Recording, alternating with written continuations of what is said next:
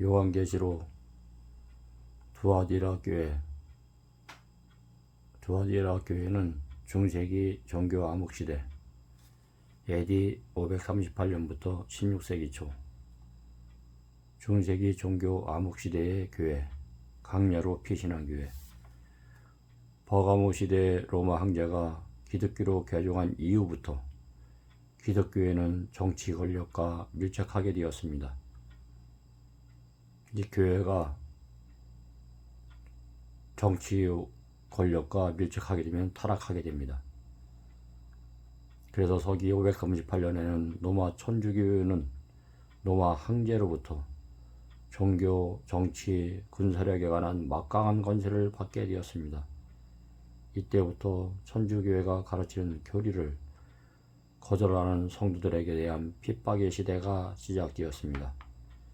이 기간 동안 5천만 명 이상의 그리스도인들이 순교당했습니다. 두아디라 교회 시대는 서기 538년부터 시작해서 1517년 마틴 루터의 종교개혁 운동이 일어나기까지 약 1000년 동안의 긴 기간인데 세계 역사는 이 기간을 종교 암흑시대라고 부릅니다. 이 시대 동안 로마 천주교회의 권세는 유럽의 국왕들을 지배하고 장악할 만큼 강력했습니다. 로마 천주교회는 자신들이 제시하는 교리와 명령을 거절하고 성경이 말하는 진리를 고수하는 그리스도인들을 잔혹하게 핍박하고 죽였습니다. 교회의 역사를 살펴보면 이 시기 동안 가장 많은 진리가 왜곡되고 변질되었습니다. 거짓 교리와 거짓 복음을 거절한 하나님의 백성들은 강야와 깊은 산으로 피신하여 진리를 간직하고 살았으며 그곳에 교회를 세우고 하나님께 예배드렸습니다. 그러나 거의 대부분의 사람들은 유럽의 대도시에 있던 교회가 큰 건물과 장엄하고 화려한 예시 그리고 거대한 조직을 갖고 있었기 때문에 그것이 하나님께서 인정하시는 교회인 줄 알고 거짓 교리들을 받아들였습니다. 교회 이름의 의미, 두아디라의 이름을 가진 의미는 통탄스러운 희생인데 이것은 이 시기에 대표하기에 너무나 적합한 의미입니다. 교회 안으로 밀려들어온 베드로 인하여 믿음의 단순성이 외적인 행함과 고행으로 대치되고 희생되었습니다. 두아디라 교회 시대에 와서 교회는 예수님께서 주신 단순한 복음을 외적 행함과 화려하고 엄숙한 예식과 고행으로 만들었습니다. 이 시기는 기독교회가 참으로 깊은 상처를 받은 시기였습니다. 교회는 마음의 중심으로부터 우러나오는 사랑과 회개의 신앙을 저버리고 죽은 행위와 의식을 신앙의 기초로 만들어 나갔습니다. 예수님의 모습, 그 눈이 불꽃 같고 그 발이 빛난 주석과 같은 하나님의 아들 계시록 2장 18절 두아디라 교회에서는 그리스도를 하나님의 아들이라고 묘사한 사실에 주의를 기울여야 합니다. 요한계시록 전체에서 그리스도를 하나님의 아들이라고 부른 곳은 여기뿐입니다. 중세기의 종교 암흑시대 동안에 하나님의 아들인 그리스도께서는 모든 인류를 위한 중보자의 위치를 이 땅의 교회 사제들에 의하여 빼앗기셨습니다. 마리아라는 인간 중보자가 등장하고 그의 성사가 나타남으로써 사람들은 그리스도께 직접 나가는 대신에 신부와 사제를 통하여 가르침을 받기 시작했습니다. 그러나 하나님의 말씀은 이 점이 있어서 분명한 진리를 선포하고 있습니다. 하나님은 한 분이시요 또 하나님과 사람 사이의 중보도 한 분이시니 곧 사람이신 그리스도 예수라. 디모데전서 2장 5절 말씀.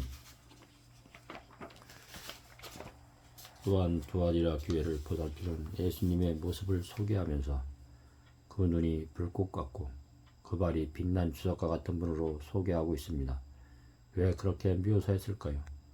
암흑으로 뒤덮인 시대에 예수님께서는 불꽃 같은 눈으로 당신의 백성을 보살피셨습니다. 중세기 1000년 동안 예수님은 핍박을 피하여 알프스 산중에서 피곤한 발을 이끌고 살아가는 성도들과 동행하셨습니다. 그래서 예수님의 발과 눈이 묘사된 것입니다. 두아디라 교회의 칭찬의 말씀. 내가 내 사업과 사랑과 믿음과 성김과 인내를 아노니 내 나중 행위가 정 끝보다 많도다. 계시록 2장 19절 말씀. 예수님께서는 두 가지를 칭찬했는데 첫째는 사업과 사랑과 믿음과 성김과 인내이고 둘째는 나중 행위였습니다. 먼저 나중 행위에 대하여 살펴보겠습니다.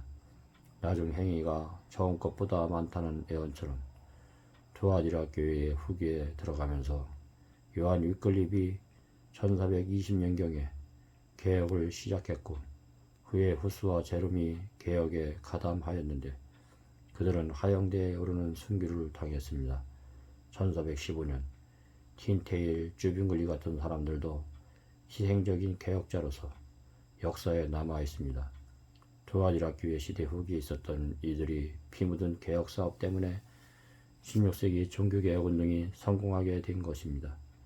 천년의 핍박을 견딘 사람들, 예수님께서는 두아디라 교회의 사업과 사랑과 믿음과 성김과 인내를 칭찬했는데 종교 암흑 시대에 누가 이런 신앙을 가지고 있었을까요?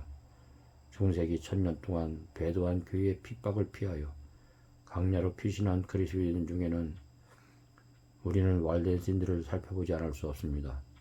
그들은 알프스의 깊은 산으로 피신하여 모여 살면서 사랑과 믿음과 성김과 희생 정신으로 많은 사업을 해냈습니다.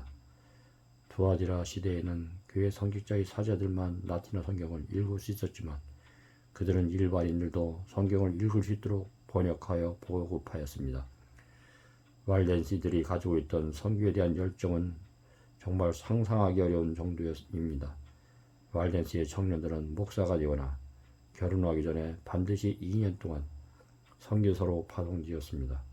그들의 선교는 매우 위험한 일이었습니다. 그 당시에는 성경을 갖고 다니다가 붙잡히면 처형당하기 때문에 왈덴스 선교사들은 많은 성경줄들을 외워야만 했습니다. 진리를 찾는 영혼을 만나면 몰래 그들이 외운 성경줄을 종이에 써주면서 복음을 전했습니다. 왈덴스의 청년들은 2년 동안 유럽의 각 도시로 흩어졌습니다. 아무에게나 말을 붙이고 전도할 수 없었기 때문에 상점이나 가게의 종업원으로 일하면서 사람들을 살피고 접촉하여 전도할 길을 엿보았습니다. 이렇게 2년이 지난 후에 그들은 집으로 돌아왔는데 그들의 고향으로 돌아가는 복귀율이 50%도 되지 않았습니다. 매해 50%의 젊은이들이 다시는 돌아오지 않았던 것입니다. 왜 50%밖에 돌아오지 않았을까요? 그 이유가 무엇일까요? 그것은 50% 이상의 청년들이 붙잡혀서 감옥에 갇히거나 목이 잘리거나 하향돼서 사라졌기 때문입니다. 이것이 그들이 하나님께 바친 헌신이었습니다. 우리는 우리의 자녀들이 생존해서 돌아올 확률이 50%가 안 되는 선교사업에 보낼 수 있을까요? 이것이 알프스 산속에서 진리를 지키던 왈덴스인들의 희생이었습니다. 왈덴스 청년들의 목숨을 건 선교사업은 600년 동안 계속되었습니다. 왈덴스인들은 나중에는 그 명맥을 유지하기조차 어려웠습니다. 왜냐하면 젊은이들이 너무나 많이 죽어서 가문이 끊어지는 가정이 많이 생겼기 때문입니다. 이것이 왈덴스인들이 여호와께 드리는 사업과 사랑과 믿음과 성김과 인내였습니다. 이러한 그들의 헌신은 후에 종교개혁 운동의 씨앗이 되었습니다. 그들의 희생이 시발점에 뒤어 마틴 루터의 종교개혁 운동으로 이어졌으며 개신교회가 세워질 수 있게 된 것입니다. 왈덴스인들의 역사는 오늘날 얄팍하게 살아가는 현대 그리스도인들의 얼굴을 뜨겁게 만듭니다. 이런 이야기를 하면 어떤 사람들은 그래서 하늘에는 부끄러운 구원이라는 것이 있는 것입니다 라고 말합니다. 부끄러운 구원이라고 불리는 교리는 세속적으로 살아서 부끄럽지만 하나님이 봐줘서 겨우 구원받게 된다는 가르침입니다. 믿기 어려운 일이지만 오늘날 기독교 안에 부끄러운 구원이라는 교리를 믿는 그리스도인들이 많습니다. 그런 말을 하는 사람들은 일곱교의 애언을 모르는 사람들입니다. 왈덴스인들의 피 묻은 생애 앞에서 어떻게 부끄러운 구원이라고 받아야겠다고 생각을 할 수 있을까요? 어떻게 한 번 믿으면 구원을 결코 잃어버릴 수 없다고 말할 수 있을까요? 어떻게 죄를 버릴 수 없고 계명을 지킬 필요가 없다고 말할 수 있을까요? 부활된 신들의 생애는 현대를 살아가는 우리들에게 회개하라고 소리치고 있습니다. 책망의 말씀. 자칭 선지자라 하는 여자 이세벨을 내가 용납함이니 그가 내 종들을 가르쳐 끼워 행음하게 하고 우상의 제물을 먹게 하노라. 계시록 2장 20절 말씀. 예수님께서 일곱 교회에게 보내는 서신 가운데 가장 길고 강력한 책망의 말씀이 두아디라 교회에게 보내졌습니다. 세속화되고 이 교회 교리를 받아들인 두아디라 교회를 표상하기 위해서 이세벨만큼 적절한 표상은 없을 것입니다. 이세벨은 페니키아의 여제사장이었는데 이스라엘의 왕인 아합은 이세벨과 결혼함으로써 바알신이 이스라엘로 돌아오는 문을 열어놓았습니다. 이세벨은 결국 국가 권력을 사용해서 이스라엘의 전체가 우상 숭배를 하도록 만들었습니다. 바로 그러한 상황에서 엘리야 선지자가 아합 왕 앞에 나타나서 이스라엘의 배도를 책망하면서 3년 반 동안 이스라엘 땅에 비가 내리지 않는 대기근이 있을 것이라고 말하였지만 아합 왕과 이세벨의 추종자들은 엘리야의 개혁의 호소를 듣지 않았습니다. 구약시대에 있었던 이런 역사가 두아디라 교회에 그대로 반복되었습니다. 예수님께서는 두아디라 교회를 향해서 내가 영적 가난과 우상 숭배에 빠졌더라고 말했습니다. 그가 내 종들을 가르쳐 끼워 행음, 영적 가늠하게 하고 우상의 제물을 먹게 하노라. 계시록 2장 20절 말씀. 이스라엘의 왕인 아합과 이세벨의 결혼으로 이스라엘 전체가 배도에 빠지게 된 것처럼 두아디라 교회 시대의 교회 지도자들은 태양신교의 가르침을 받아들임으로써 영적 가늠에 빠졌고 우상 숭배를 받아들였습니다. 이 태양신교의 가르침은 오늘날로 따지면 일요일을 숭배하는 날입니다. 일은 태양신의 가르침입니다. 오늘날 대다수의 많은 교인들이 주일은 안식일은 토요일이 안식일인데 일요일인 천주교회로부터 나오는 태양신교 가르침을 받아들이므로 오늘날 대다수의 많은 교회가 영적 가늠에 빠져서 우상 숭배를 받아들였습니다. 아합 왕의 권력을 이용해서 이세벨이 우상 숭배를 이스라엘 백성들에게 강요했던 것처럼 두아디라 교회는 노마 황제로부터 받은 막강한 권력을 이용해서 각종 거짓 교례와 우상 숭배를 하나님의 백성들에게 강요했습니다. 버가목 교회 시대의 기독교회와 태양신교의 혼합으로 뒤섞여졌던 거짓 교례와 우상 숭배가 두아디라 교회 시대에는 여러 차례의 종교일을 거치면서 교리화되어 1000년 동안 지속되었습니다. 하나님의 말씀과 성서적 진리가 거의 사라져 버렸습니다. 다음과 같은 본 모세의 증언은 두아디라 교회의 모습을 우리에게 생생하게 전해주고 있습니다. 교회의 감독들은 이전에 히락과 로마의 이방 종교를 믿던 사람들이 자신이 신들에게 존경과 신앙심을 표현하기 위해서 만들어졌던 종교의식과 제도를 조금씩 고쳐서 기독교 교회 안으로 끌어들였습니다.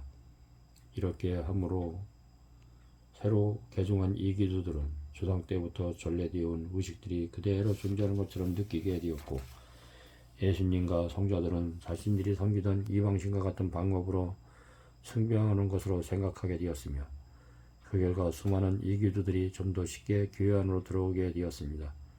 이기도였던 콘스탄티누스 황제가 기독교인으로 개종하자 곳곳에 태양신전과 유사한 거대한 교회들이 세워지게 되었습니다.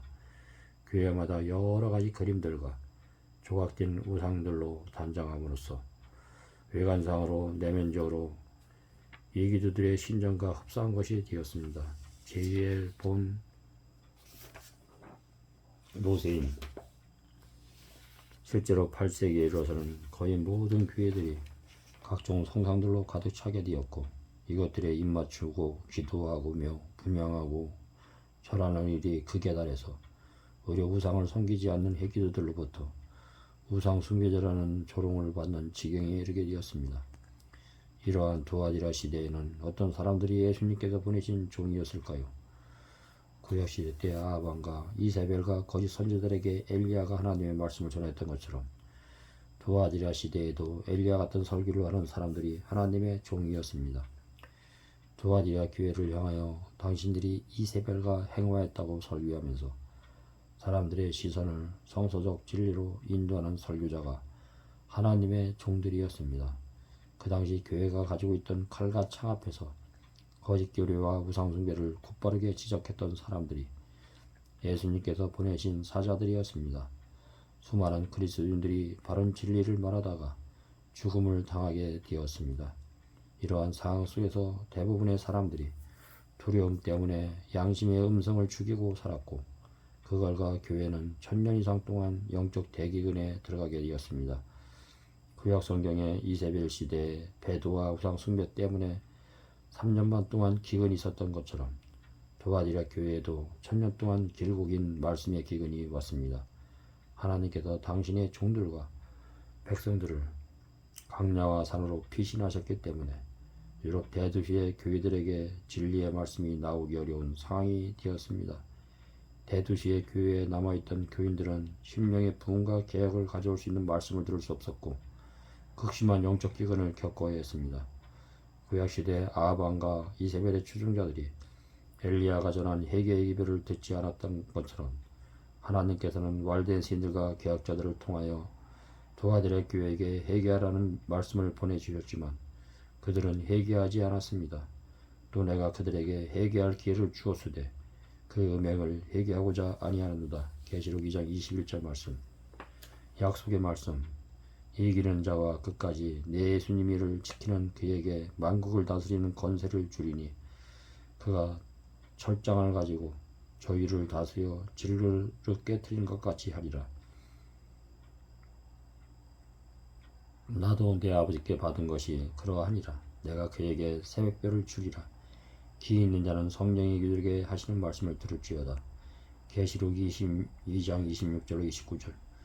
두아디라 교회 시대에 의인으로 묘사된 이기는 자와 예수님의 일을 지키는 자들은 누구일까요? 이세벨의 교리를 받아들이지 않을 뿐 아니라 개혁의 정신을 지켰던 사람들입니다. 바로 왈렌시인들과 개혁자들과 같은 사람들입니다. 그래서 예수님께서는 예수님의 일을 하는데 사람들을 통해 살까요? 사실 예수님의 일을 하는데 구태여 인간의 도움이 없어도 됩니다. 전사들이 성경을 번역하고 책들을 나누어 줄 수 있습니다. 내가 너에게 이르노니 하나님이 능히 이 돌들로부터 아브라함의 자손이 되게 하시리라. 마태복음 3장 9절 말씀. 돌들로도 아브라함의 자손을 만들 수 있는데 왜 예수님께서 이 땅에서 인간이 예수님의 일을 하기를 원하실까요? 왜냐하면 우리 인간은 예수님의 일을 해야만 예수님의 마음을 이해하고 영적으로 깊은 경험에 들어갈 수 있기 때문입니다. 그리고 예수님께서 하고 하신 일을 해야만 사탄의 기만에서 벗어날 수 있습니다. 두아디라 교회 시대에는 거짓 교리와 거짓 복음이 난무했기 때문에 더욱 그러했습니다. 두아디라 교회 시대의 왈덴스인들이 그 시대의 예수님의 일, 즉 복음과 진리를 지키고 고소하기 위해서 알프스 산속으로 들어가서 고생하지 않았다면 그들 중 대다수는 고난과 희생을 통해서만 배울 수 있는 신앙을 배울 수 없었을 것입니다. 그리고 그들 중 많은 사람들이 두아디라 교회의 배도에 가담하게 되었던 것입니다. 위클립이나 허스나 제롬 같은 그리스도인들이 그 시대에 예수님의 일, 즉 개혁 사업을 하지 않았으면 그들 역시 두아디라 교회의 수많은 성직자들 중 하나가 되고 말았을 것입니다. 내가 또 그에게 새벽별을 주리라. 계시록 2장 28절. 예수님께서는 두아디라 교회에 이기는 자들과 예수님의 일을 하는 자들에게 또 하나의 약속을 주셨는데 그것은 새벽별입니다. 왜 예수님께서는 새벽별을 주시겠다고 약속하셨을까요? 새벽별은 한밤이 지났지만 아직 어둠이 남아있는 이른 새벽에 보이는 별입니다. 그래서 새벽별이라는 표현에서 곧 어둠이 물러갈 것이라는 의미가 포함되어 있습니다. 예수님께서는 두아디라 교회의 칠흑같이 어두운 배도 속에서 말할 수 없는 고난을 당하는 의인들을 위하여 종교 암흑의 밤이 지나가지 않은 이른 새벽에 종교개혁의 새벽별이라고 불리는 위클리후스 제롬과 같은 개혁자들을 보내주시겠다는 약속을 주신 것입니다.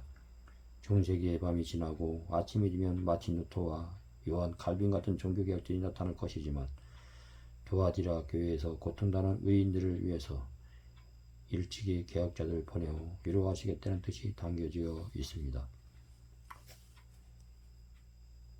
이 투아디아 교회는 1000년 동안 콘스탄틴 황제를 통하여 황제가 기독교를 개종하고 그들이 믿던 태양신의 숭배를 위해서 마리아 성상들을 만들고 베드로의 성당들을 만들고 그것에 입맞추고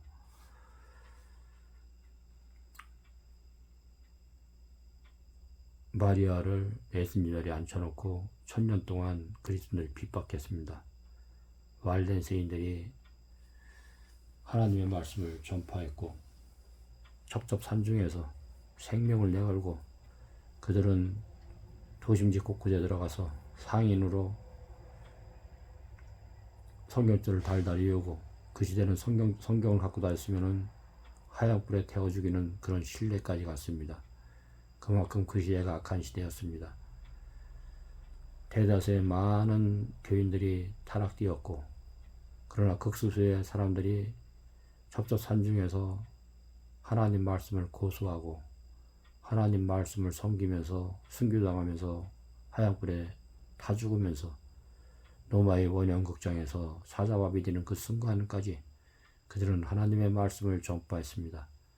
오늘날 현대교회가 믿으면 구원받는다는 이상한 교리로 인해서 사람들을 다 미혹하고 있습니다. walden시인들이 하나님의 계명을 지키기 위해서 생명을 버렸던 그런 율법과 복음에 대한 조화는 완전히 오늘날 무너져 버렸습니다. 오늘날 이 시대는 먼저는 자기 자신이 하나님의 말씀 안에서 준비하고 가족들을 준비하는 시간들입니다. 하나님께서 창조한 천연계 자연 속에 들어가서 가족들을 준비하면서 자급자족하면서 하나님의 영광을 위하여 사셨으면 감사하겠습니다. 내가 준비되지 못한다면 가족들을 주님의 품으로 인도할 수가 없습니다. 먼저는 나 자신부터 말씀으로 준비하시고 말씀의 빛대로 사시는 여러분들이 되었으면 참으로 감사하겠습니다. 감사합니다.